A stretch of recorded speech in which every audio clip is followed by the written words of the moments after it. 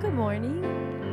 Surely the presence of love is in this place. I can feel God's mighty power and God's grace. I can hear the brush of angels' wings. I see glory on each face. Surely the presence of love is in this place. Surely the presence of love is in this place. I can feel God's mighty power and God's grace. I can hear the brush of angels' wings. I see glory on each face. Surely the presence of love is in this place. Surely it is. Please stand as you are able. And we are going to sing God's Love is Deep Within Me.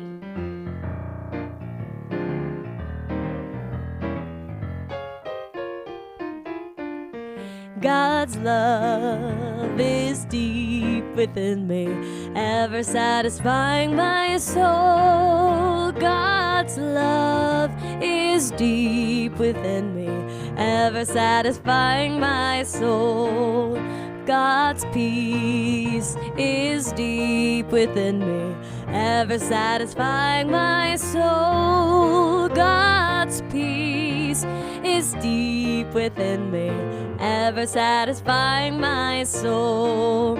God's light is deep within me, ever satisfying my soul. God's light is deep within me, ever satisfying my soul.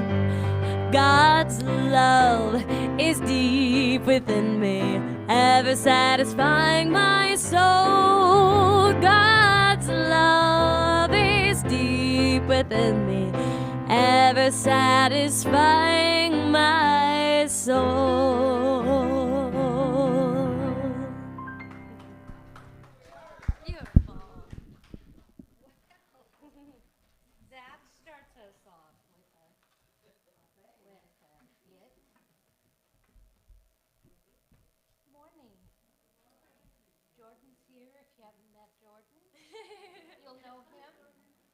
He is taller than most of us. Makes him stand out. Yeah. Yeah. Okay. You get a round of applause. Yes, indeed. Every Sunday morning's a new beginning. moments, a new opportunity. Every possibility is just one breath away. We welcome you to Unity Skagit Valley. If you're online, thank you. I had the loving experience this week of hearing somebody say, you know, I watch you from the Czech Republic. I went,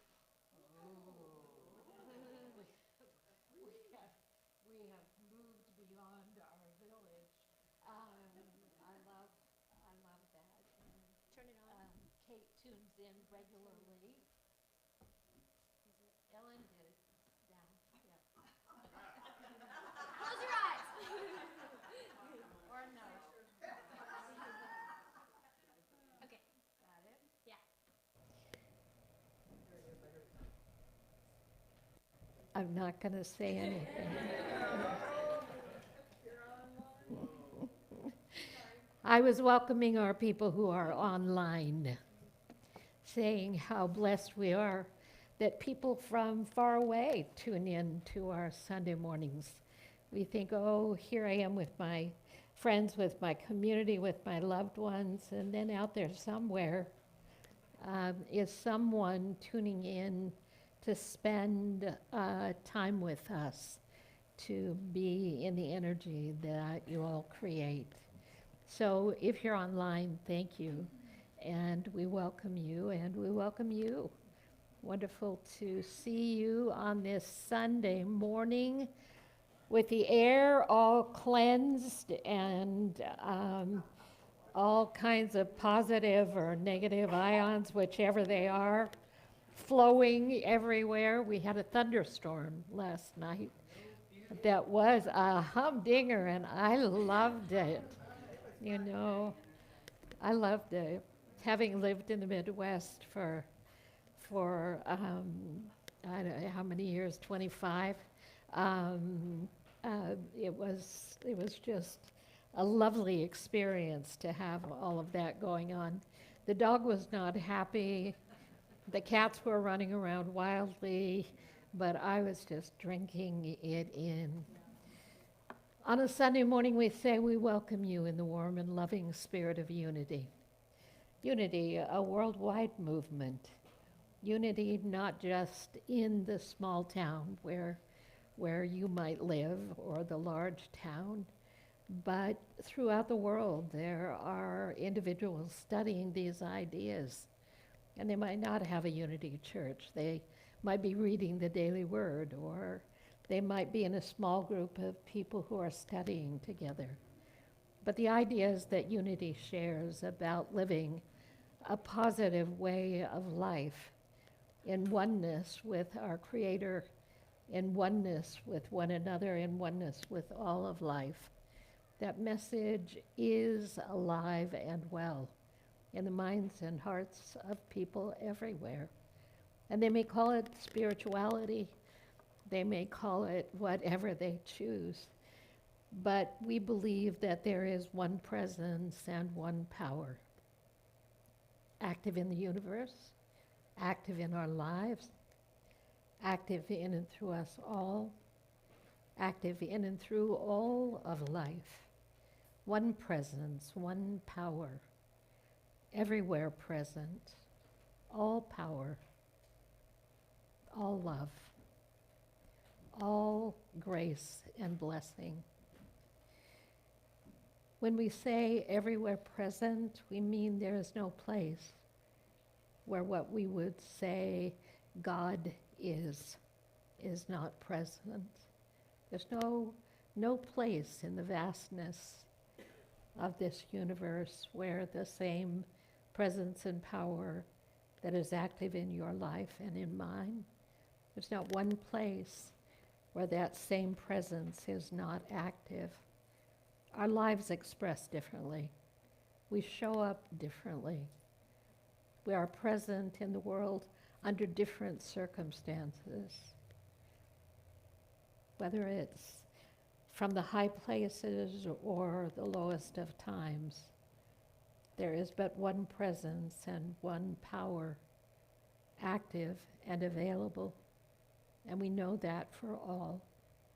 all forms of life, in all places, and at all times.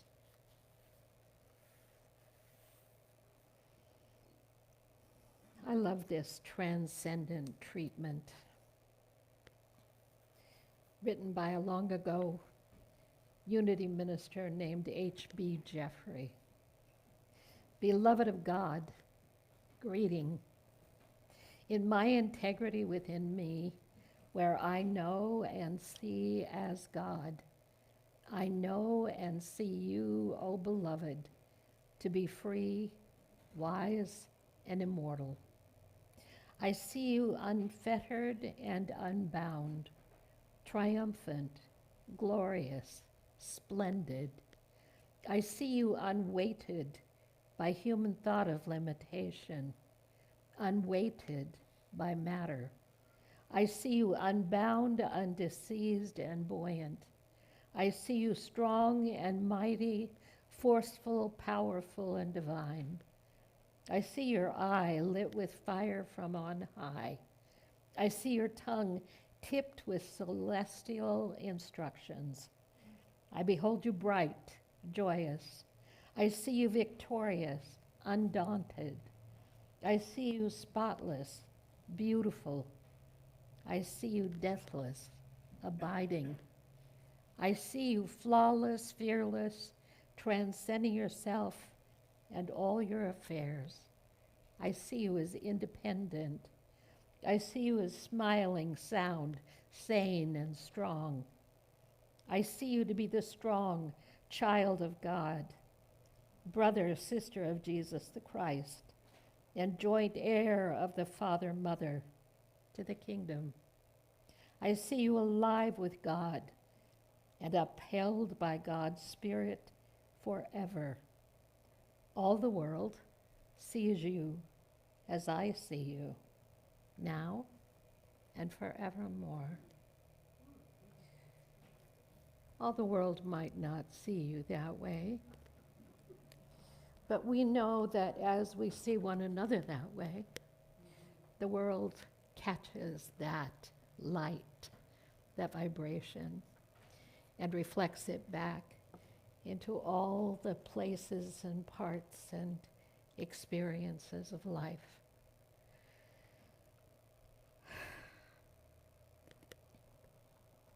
Are you ready?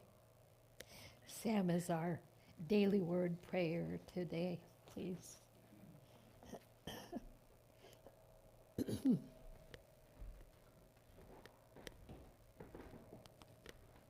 Good morning, everyone. Good morning, Sam. Daily word today is wholeness. Isn't that a great word? Makes me think of nature. Sunday, August 18th, 2024. As a divine being, I am whole. I know I am whole, wondrously made, and a unique expression of the divine. But I cannot truly know wholeness if I become distracted by an experience of illness or thoughts of lack or limitation. I do not resist limiting thoughts. Instead, I let the light of divine understanding dissolve the darkness of spiritual ignorance.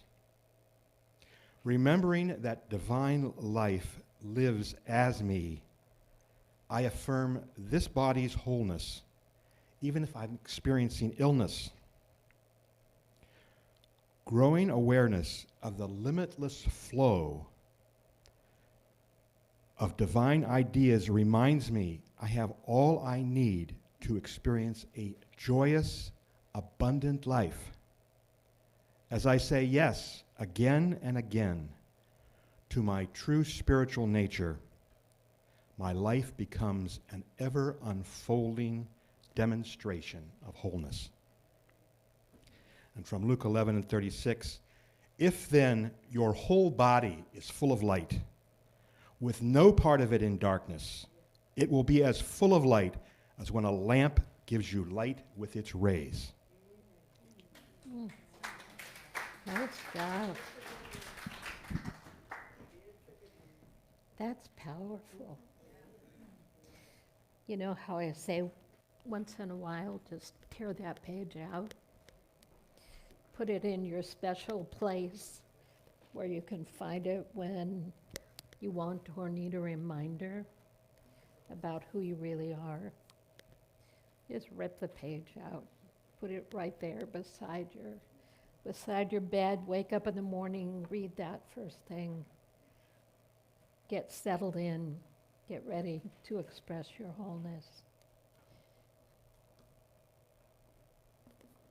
What's happening? What's happening? This gives you a list of things that are happening, but something big is happening. Change, change, change, change, change. More change. Just when we say, oh, everything is just the way I want it to be, it changes. So we're facing a big change. Mr. Ward is graduating from Unity Skagit Valley. It's a long course. you- he's been in the same class for 12 years. Yeah, well, some of us, it takes a really long time. So next week is party, party, party for an introvert. It was written in your newsletter, which means, yeah, party and a celebration and a time of loving. So next Sunday will be Ward's last Sunday with us for now. And it's a big change. It's a huge change. But we have Ireland, who's here. Yay! For which we are grateful, and to you both. Thank you, thank you, thank you. Yeah. So next Sunday is Potluck Sunday and Word Celebration combined. So be here, be sure everybody knows that it's a celebration day.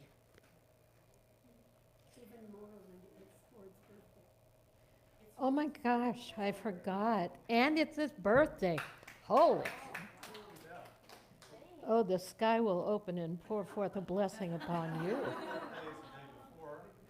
The birthday the day before? Huh?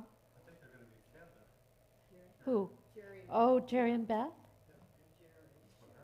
That's, so they're not here for the big party? And the birthdays and the... Well, huh. Well, it's easy to do. Yeah. We'll work it out. I bet he'll be here. I just bet. Online class continues, the spirituality of age. We're having rich and wonderful discussions.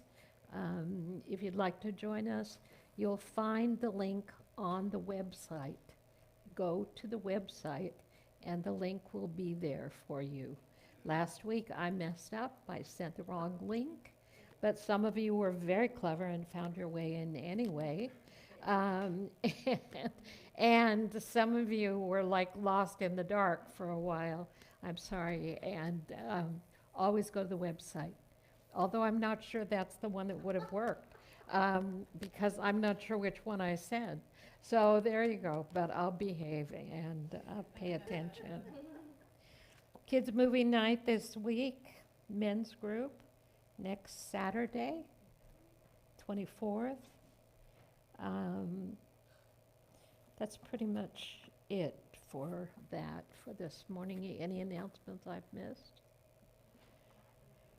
Kitchen Duty is always calling those who are willing to get their hands in Kitchen Duty. So please pay attention, sign up. Doesn't take forever. It's just a matter of doing a little moving from one place to the other and handling details. So if you can join us in that, we would deeply appreciate it. Prayer team has a lot of work to do these days. And our lesson this morning actually ends up being about prayer, utilizing our imagination and our capacity to align with Spirit in prayer. So if you have a prayer request, please submit it. Don't hold on to it. The longer you hold on to it, the longer it holds on to you. We invite you to put your prayers in the prayer box over on the credenza, or submit it online, and we're happy to pray with you. And you say, well, I asked for that 2 weeks ago. And then we say, well, ask again. Who keeps knocking on the door? The ones who come in to the experience. So please, if you're really working on something, let us support you in that. The prayer team is really, really there to make it happen. Not make it happen as in force it to happen. Make it happen as to stir the energy for you around the situation so that something can happen on the higher level.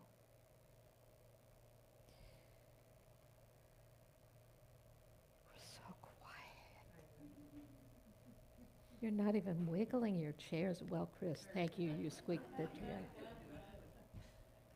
It's so quiet when you don't even squeak your chairs. It's like you're ready for something. I'm ready for something. This week, my son graduated from watchmaking school. Yeah, amazing. 2-year program of intense skill building in watchmaking. There are only 3 of these schools in the United States, and he was one of 7 students who were honored at graduation on Friday.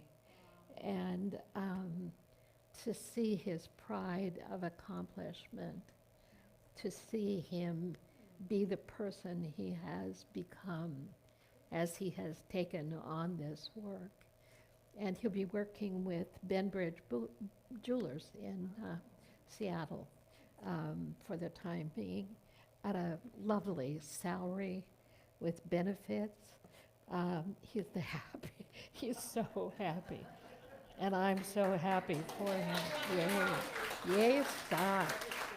I mean, it's huge. This is the son, my little prodigal, you know.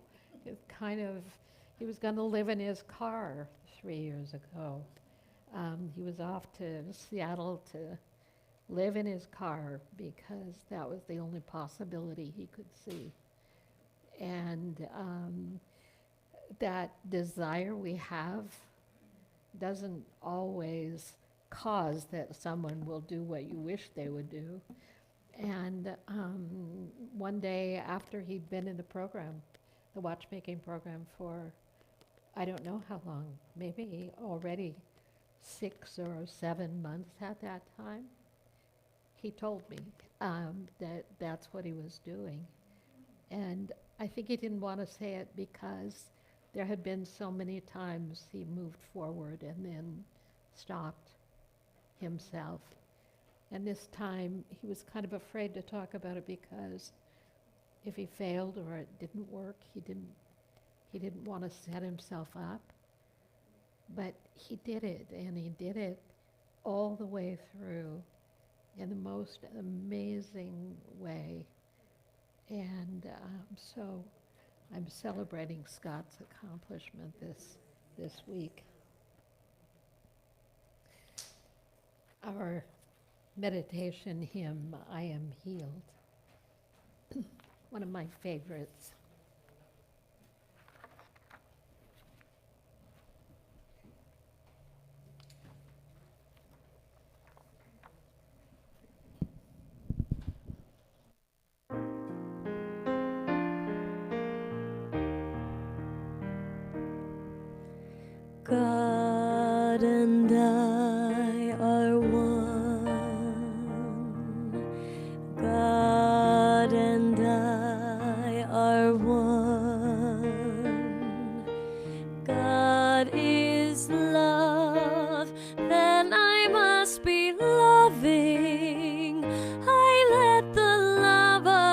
God flow through me now, and I am healed. God and I are one. God and I are one. God is life, then I must be living. I let the life of God flow through me now, and I am healed. God and I are one. God and I are one. God is peace, then I must be peaceful. I let the peace of God flow through me now, and I am healed.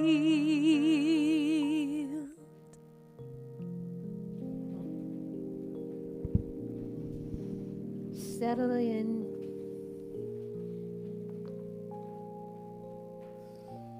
Allow yourself to be in the presence of peace.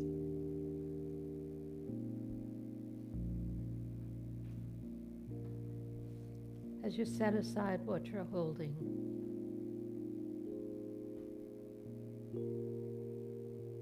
and allow yourself to relax.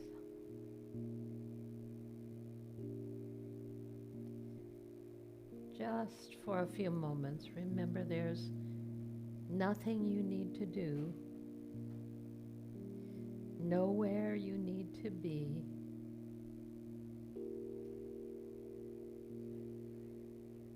And that breath by breath, your body and your mind and your spirit can rest.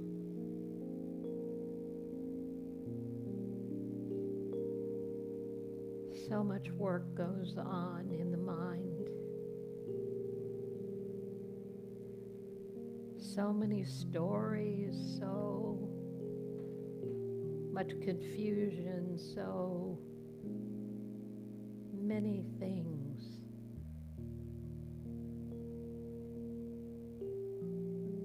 Mind is flooded by one thought after another, and just in the moment when you've let go of one, there's another to replace it.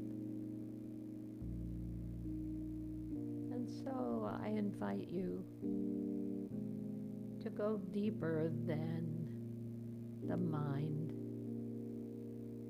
the busy mind. You can find your way beneath that busyness and know that the mind just keeps going on, but that you can find yourself in a deeper place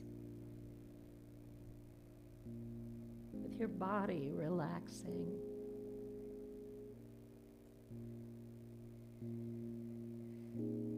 With your being coming into alignment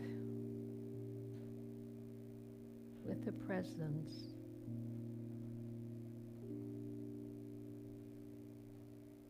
With your heart open.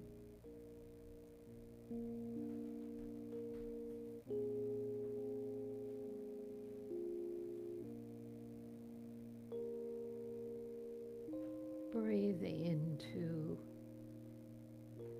the space of your glorious heart.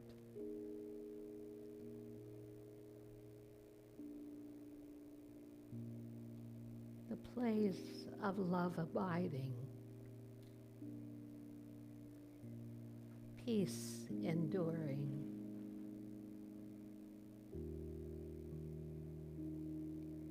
divine order flowing,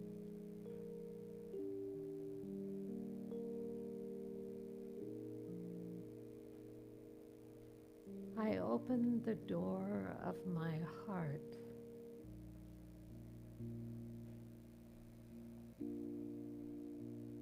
and relax.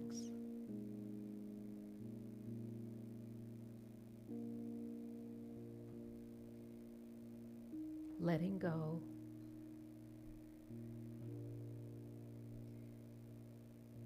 Allowing what is to be.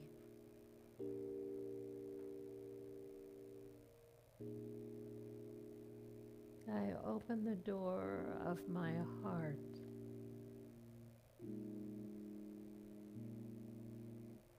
in the knowing that the Spirit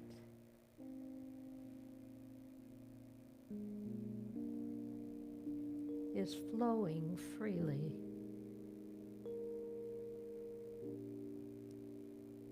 In every aspect of my heart.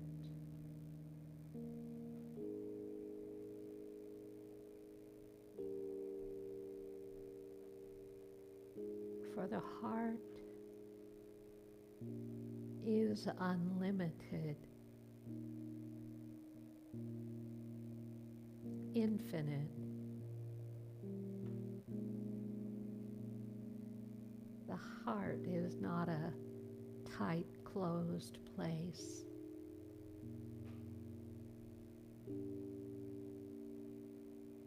The heart is a place where wisdom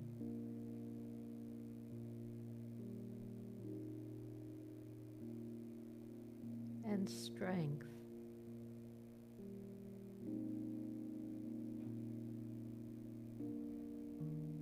and clarity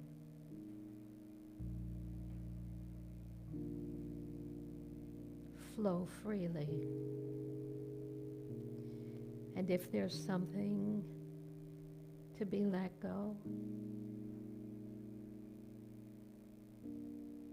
the heart will cleanse and purify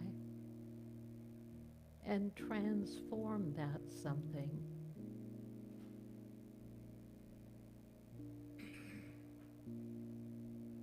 I open the door of my heart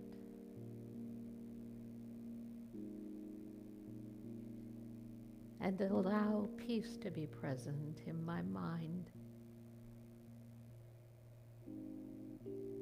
I claim the gift of peace.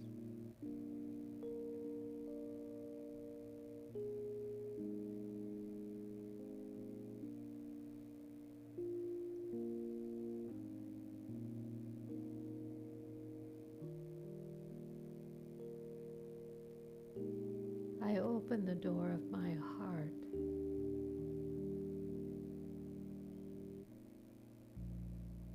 and allow wisdom, guidance, clarity to flow, guiding my way, revealing what I need to know.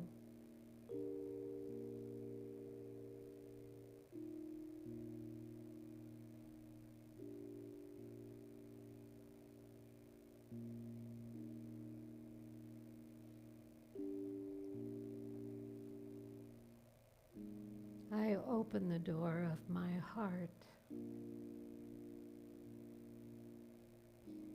and allow this strength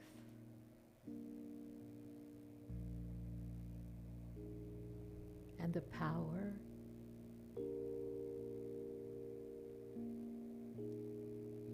and the perfect order to flow freely.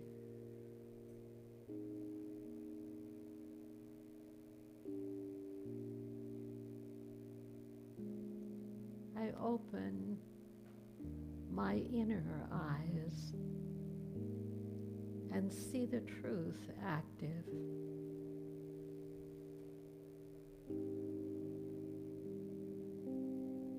The way made clear.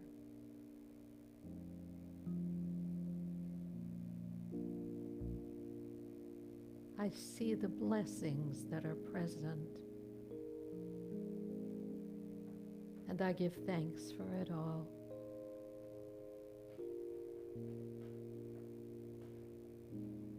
Loving Spirit, you are the heart, and you are the perfection that is present in and through all things.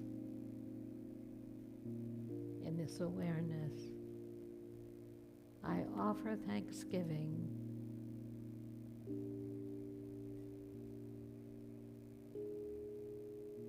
and so it is. Amen.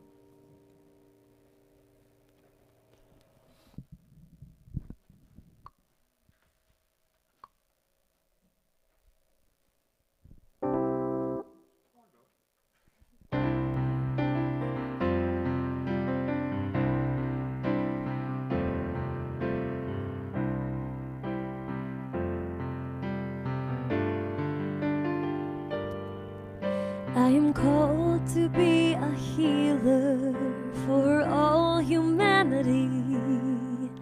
I am called to be a dreamer, believe in what can be. I am called to be a maker, be an instrument of peace. I am called to be a giver, of abundance I receive. I am called to be a prayer, living out the truth I seek.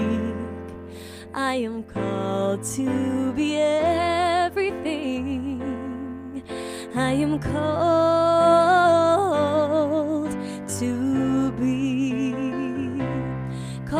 to be the glory here on earth, so I might see all of the love and all the beauty that shines in you and me. I am the living, breathing God, and you are one in me.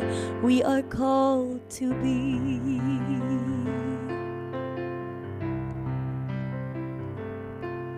I am called to be a mother, to nurture family. You are called to be a brother, be strength in times of need. You are called to be a neighbor, see a friend in all you meet. You are called to be a leader, to build community. You are called to be a prayer, living out the truth you seek. You are called to be everything. You are called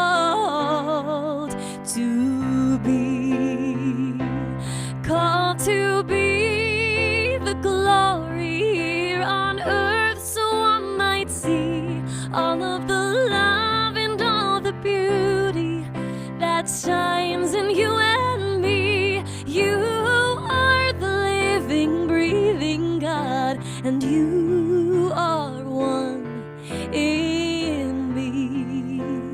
We are called to be.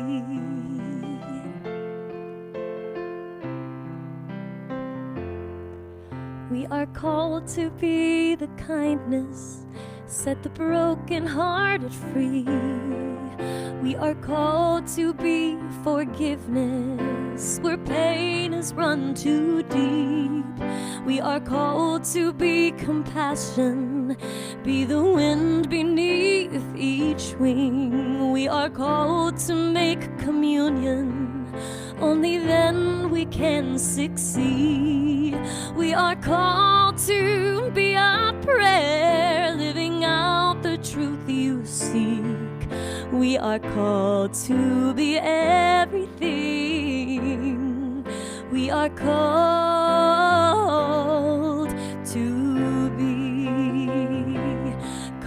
to be the glory here on earth, so I might see all of the love and all the beauty that shines in you and me. We are the living, breathing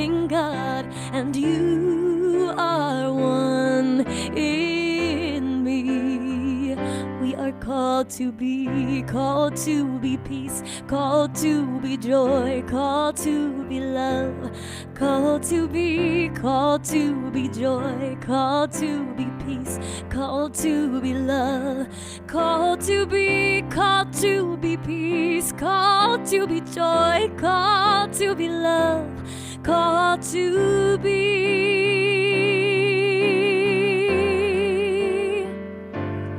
called to be.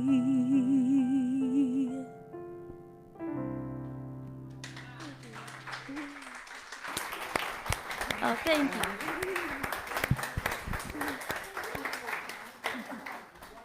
Nice. Nice, nice, nice.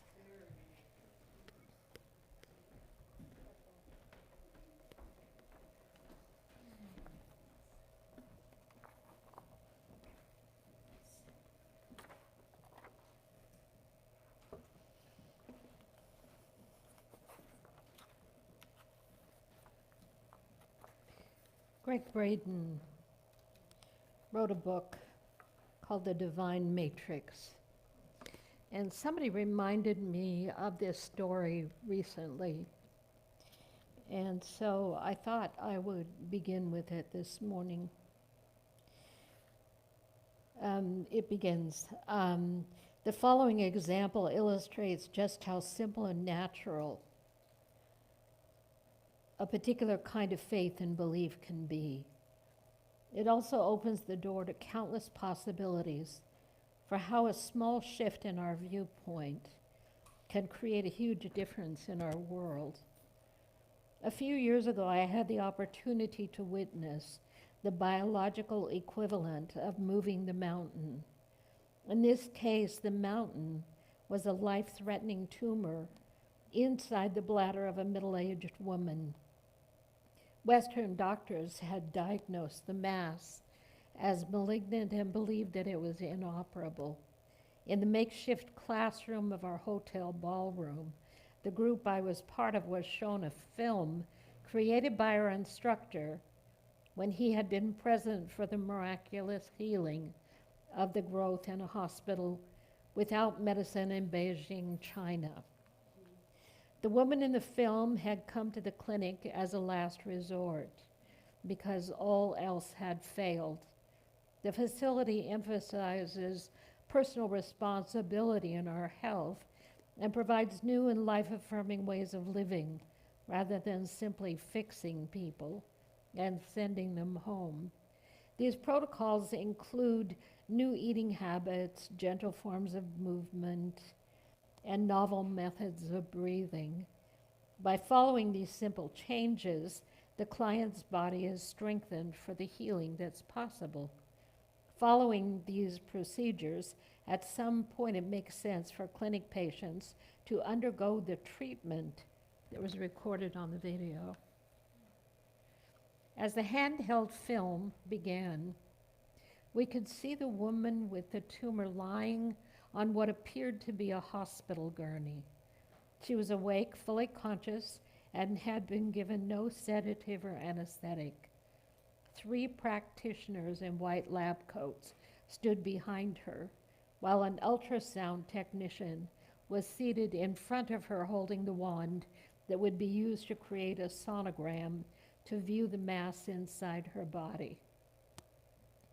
We were told that the image wouldn't be time-lapsed in the way that nature programs show the days-long process of a rosebud opening condensed into seconds, but our film would be in real time so that we could see the true effect of the practitioner's healing. The film was short, lasting less than 4 minutes. Within that time span, we all saw something that's considered a miracle by the standards of Western medicine. The practitioners had agreed upon a word that would reinforce for them a special quality of feeling inside their bodies. A special word. The practitioner's emotion was simply one of the woman already healed. Although they knew that the tumor had existed in the moments leading up to the process, they also acknowledged that its presence was only one possibility out of the many that exist. Key statement. Could go anyway. Watching the practitioners, we heard them repeat the words of a mantra of sorts, which loosely translates into the English words, already done, already done. At first, it seemed that nothing was happening. Suddenly, the tumor began to quiver in and out of view as if it were teetering between realities.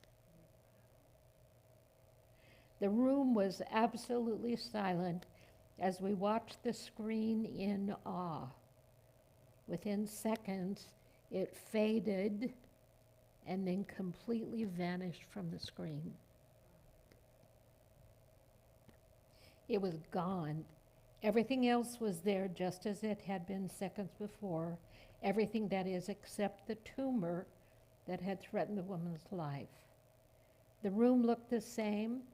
The practitioners and the technician were present, and nothing spooky seemed to have happened anywhere else. Just the condition that had previously endangered the woman's life had disappeared. I remember thinking of the ancient admonition that with a little faith, mountains could be moved. I also recall pondering that before that moment, I'd always believed that the moving of mountains was a metaphor, and now I knew it was a literal fact.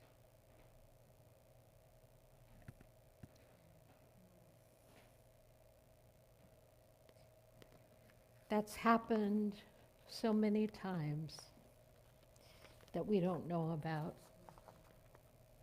Someone will say, you know, there seemed to be something there, and then when we scanned it or when we looked for it, it wasn't there. When they went to get the whatever the XYZ might have been, it wasn't there. And those are not always people who have a group of 6 practitioners around them chanting, already done, changing the vibrational frequency of the moment. But with an agreement, a kind of agreement to enter into this process in a way that allowed clearing, if you will, of the screen of consciousness for the woman. We talk about the power of the imagination. We talk about what kinds of strength can be demonstrated in differing scenarios that seem impossible. And yet, in the midst of that, something happens.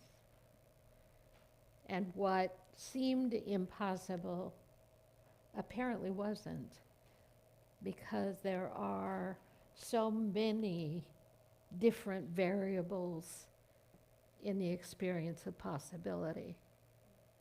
But what we have here is an accessing of the power of that energy in a focused way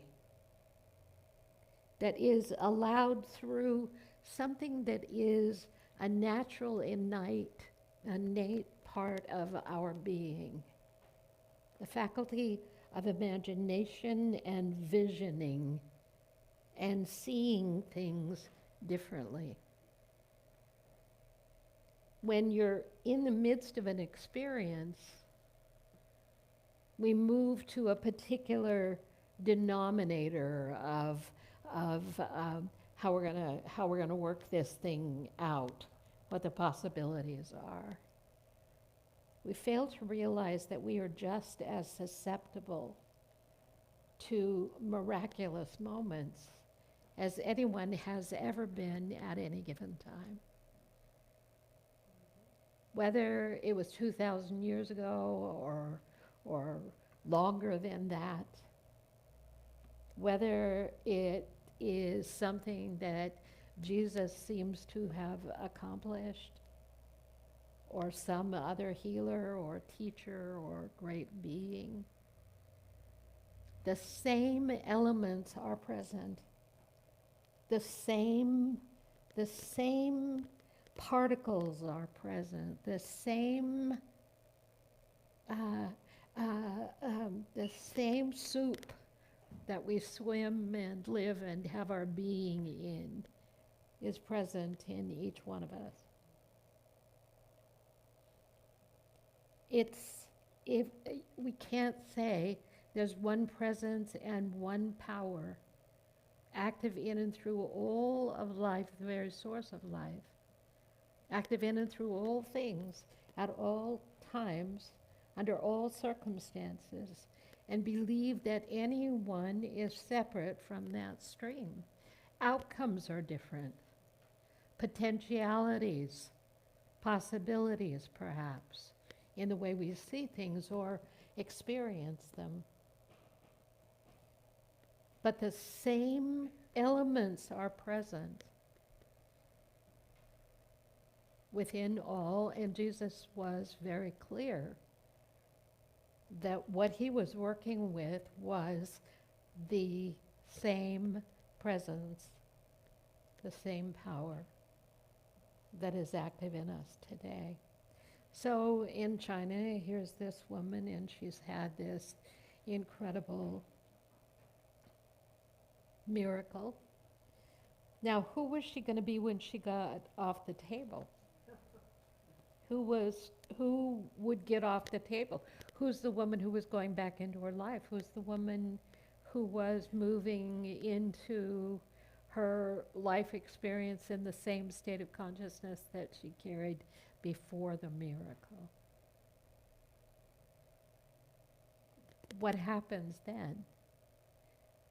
We know that we have the capacity to see things from a different perspective in any given moment. And if we only hold that that thing or that thing or that thing is the essential element for our wellness or our wholeness or our miracle to be present, or it's because of that, or it's because of this, or it's because of that. Well, it might be because of this or that, but it's more likely that it's something within the individual that claims an aspect of being that is already done, already present. Now, not all of us believe that we have a capacity for big miracles. We're willing to settle for a little bite of a miracle. Well, a little, oh yeah, that kind of worked out. I don't know how, but it kind of worked out. When there's a feast available for us to learn about and learn to cook, when one of the great Unity teachers was talking about the imagination, he said it's like making biscuits. First, you're sure you have the ingredients, and then you start mixing it, and then you start working it, and then you start cutting it, and then you bake it, and then here's the real core issue. You've already seen it in your mind. You've already participated in the processing of it. You've already lifted yourself into the possibility of the deliverance of what you're going to pull out of the oven. But now you've got to eat it. You've got to internalize it. There's got to be that willingness to internalize. Truth lives on and on and on as the constancy of life. These truths we teach about possibility, about your ability to vision and see beyond the density of any given moment.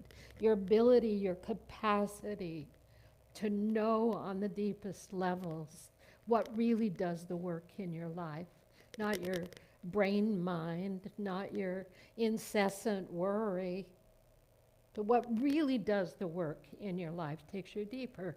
And now here it is.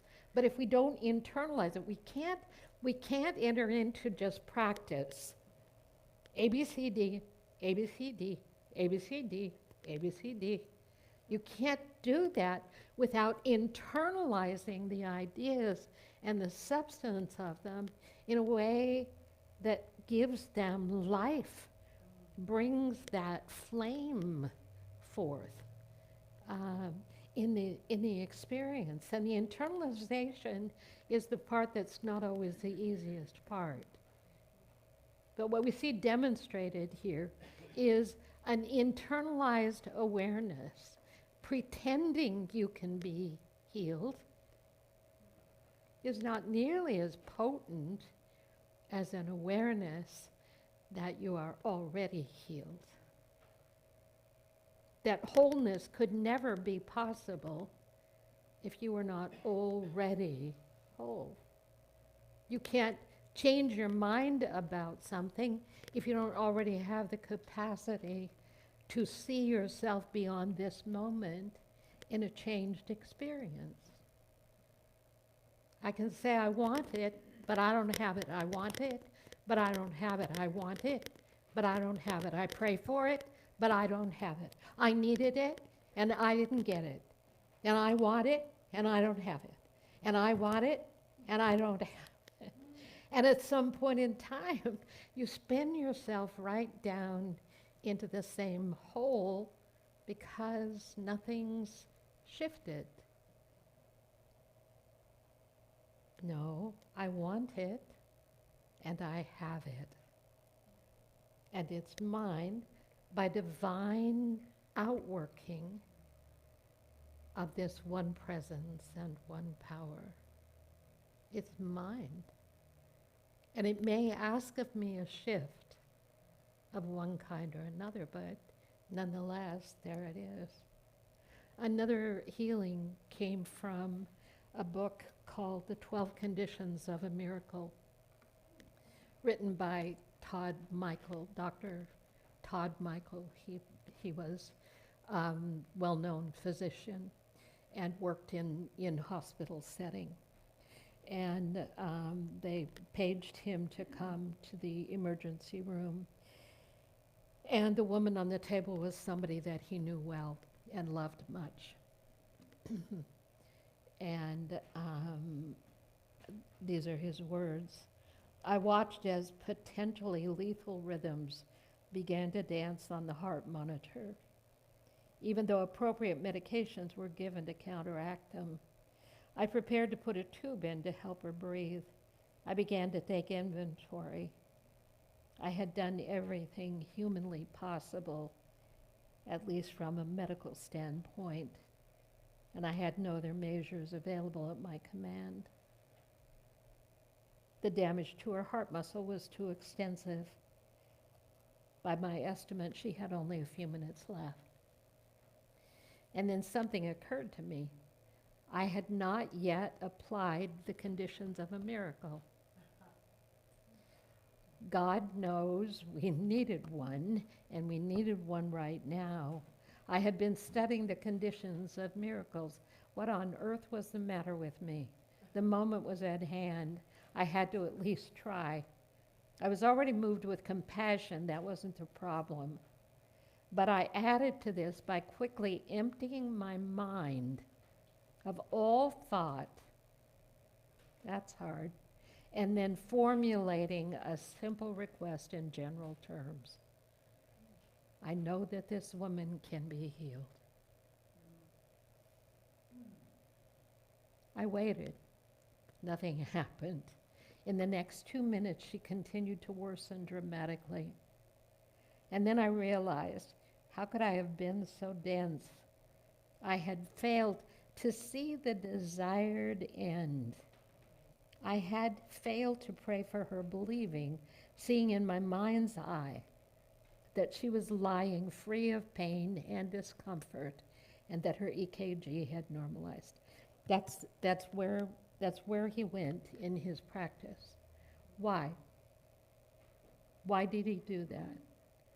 Because he was looking at the possibility, that again, and from a very prayerful place. This is prayer. This is the power of prayer. I see it done. I see it cleared.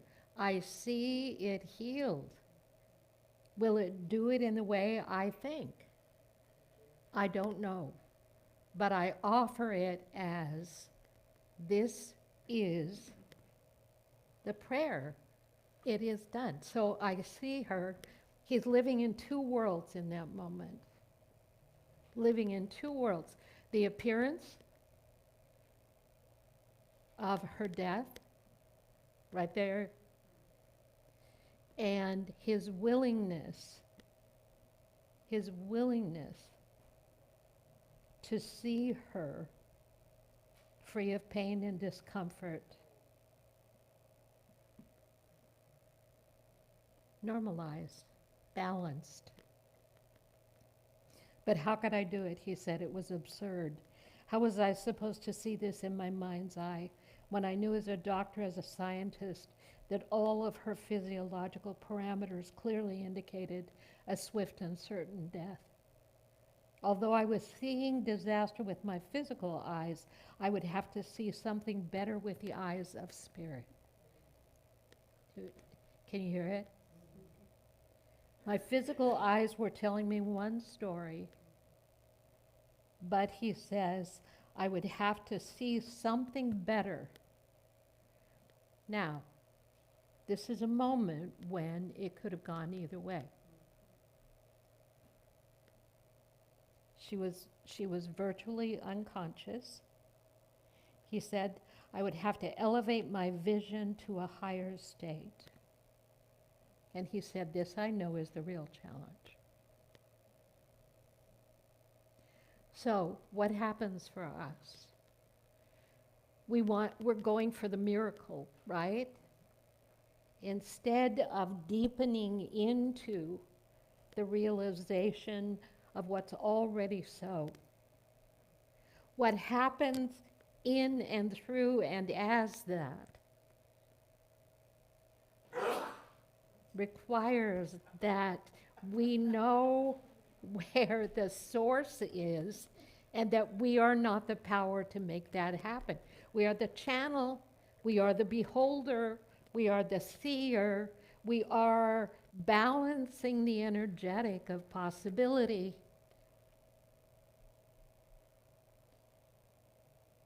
But he said, an important part of this is knowing that I'm not the one who's making it happen.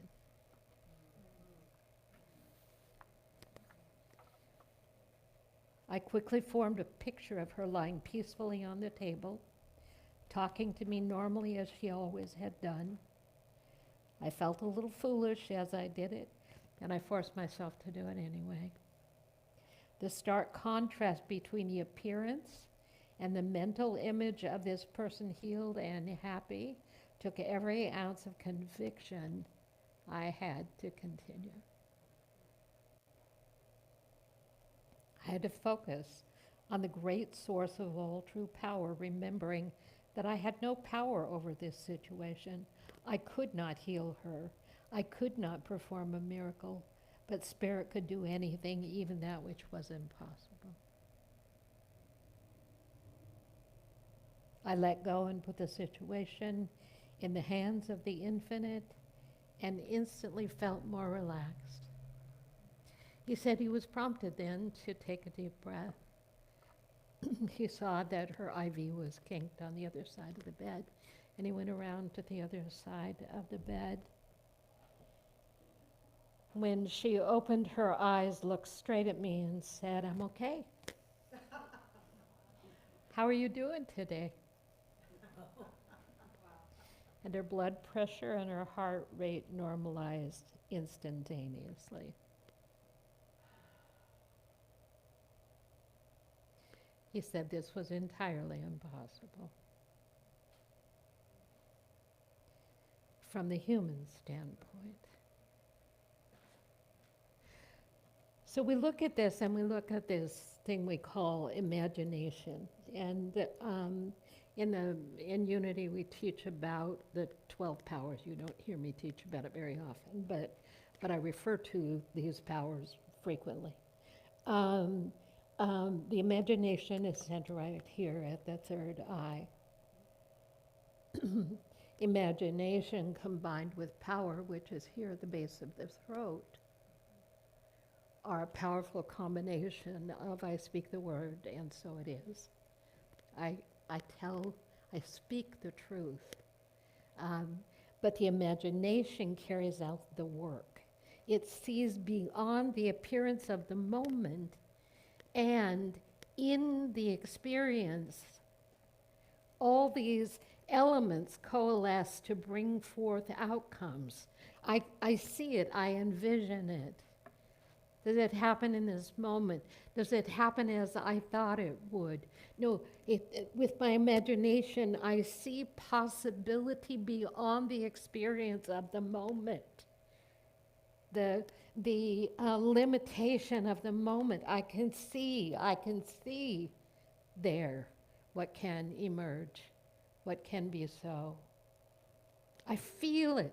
You can feel it in your body, and it begins to take on an energetic where you've been looking at things and here are all these closed doors, and suddenly this incredible capacity to see into the possibility of Spirit's work in this and that and in everything, whether it's from finance to travel to anything.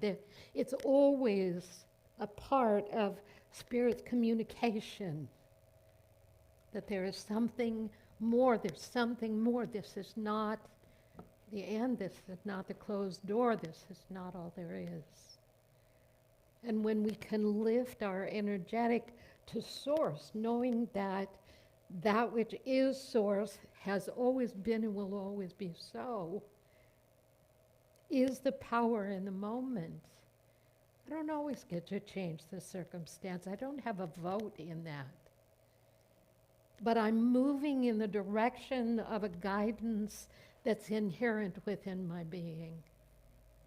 And when I do that, and when I can see beyond that tight little mindedness around a situation, I have freed a place wherein the power that is the truth can become something far more than I even imagined. Anyone who's ever done anything beyond what they thought they could be or do or have has had this something communicating in a way that says it could be better than this. And then we begin to make biscuits. Then it can be better than this. We begin to apply ideas to change our mind, to change or raise our thinking, to get our vibration in alignment with what God is bringing forth for each of us in all times. See the end state while simultaneously focusing on the source, Todd Michael said. See the end state. What would it be? I remember Abraham saying, just think one thought higher than the one you're holding. Just one, raise your thought, one thought higher than the one you're holding. and offer that to Spirit through the power of this ability to see that that which I think and that which I see and that which I know to be true comes to be in its own right and perfect way, we say. So this is prayer, but it's more than prayer. It's a way to live our lives that makes us free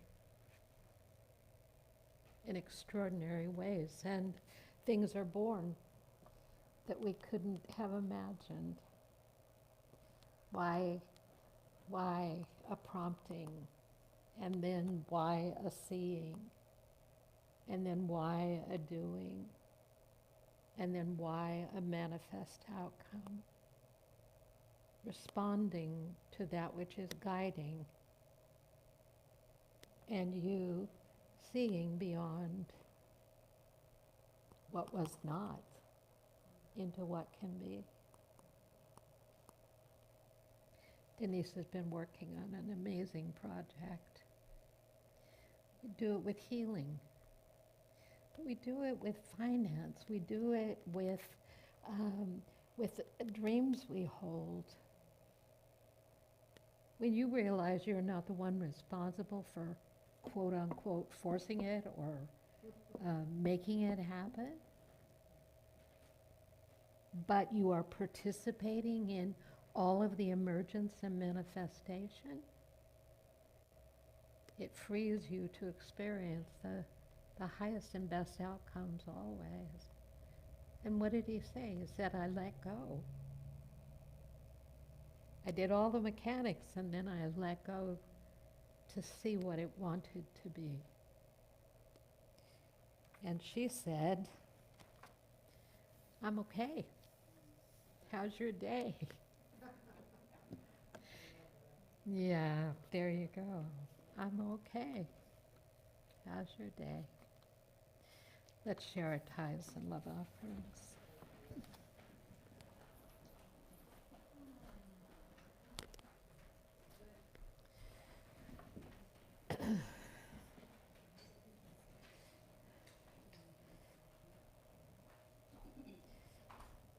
Our offertory blessing I give joyfully and easily, for God is my source, and abundance is my nature. And so it is.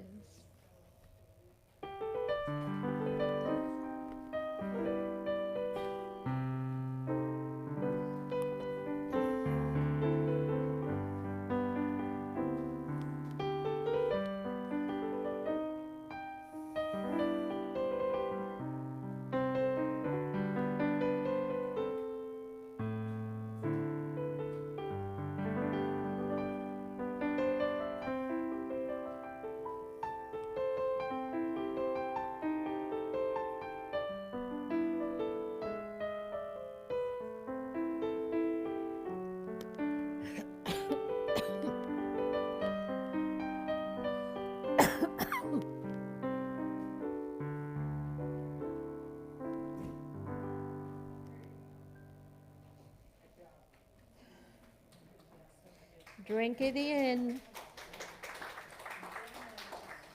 Drink it in, those tinkling fingers. You will be missed. That's good. 12 years, huh? We started together. My first Sunday here was in July of 2012, and John Kelly made it happen, and I was just doing a Sunday morning. That was it. And Bippy and Bippy, anybody been here long enough to remember Bippy and Boppy, or Bippy and Bunny, or I'm not kidding. I was like, whoa, things. They're sincere. They are incredibly sincere. But then I came back in the fall, and there you were.